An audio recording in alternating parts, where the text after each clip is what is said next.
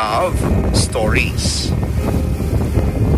Dear Papa Dudut, lahat po tayo ay may nakaraan.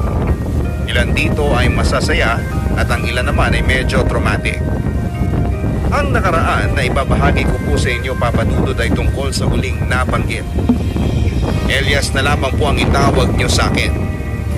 25 years old at isang IT specialist na mula sa Novaliches. Warning lamang po sa mga naka-tune in ngayong araw. Ang mga pangyayaring inyong maririnig ay medyo maselan, kaya po mabuting bigyan natin ng patnubay ang mga menor de edad na nakikinig ngayon sa programang ito.